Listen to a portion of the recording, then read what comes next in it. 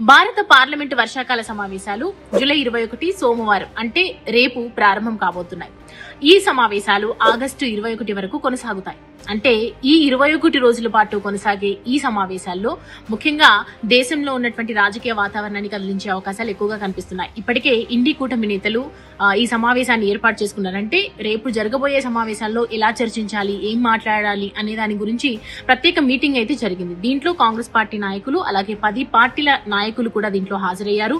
రేపటి రోజున జరగబోయే సమావేశాల్లో ముఖ్యంగా ఆపరేషన్ సింధూర్ కి సంబంధించి కేంద్రం ఇప్పటి వరకు ఎలాంటి వివరాలు వెల్లడించలేదని, దానికి సంబంధించి ఆగ్రహం వ్యక్తం చేస్తూ దాని గురించి ఖచ్చితంగా నిలదీయాలని చెప్పి ఈ సమావేశంలో డిస్కస్ చేసుకున్నట్లుగా మనకి తెలుస్తుంది. అలాగే బీహార్ కి సంబంధించి ఓటర్ జాబితాకి ఇప్పటి వరకు ఎలాంటి అక్కడ తలెత్తినటువంటి వివాదాలకి సంబంధించి కావచ్చు, ఇప్పటి వరకు ఎలాంటి విషయాన్ని వాళ్ళు చెప్పలేదు, దానికి సంబంధించి కూడా డిస్కస్ చేయాలని అనుకున్నారు. అలాగే విదేశాంగ విధానాలకు సంబంధించి కూడా ఈ సమావేశాల్లో ముఖ్యంగా చర్చించే అవకాశాలు అయితే ఎక్కువగా కనిపిస్తున్నాయి. రేపు జరగబోయే పార్లమెంట్ సమావేశాలకు సంబంధించి మొత్తం దేశంలో అందరూ కూడా దానికి ఎదురు చూస్తున్నారని చెప్పొచ్చు.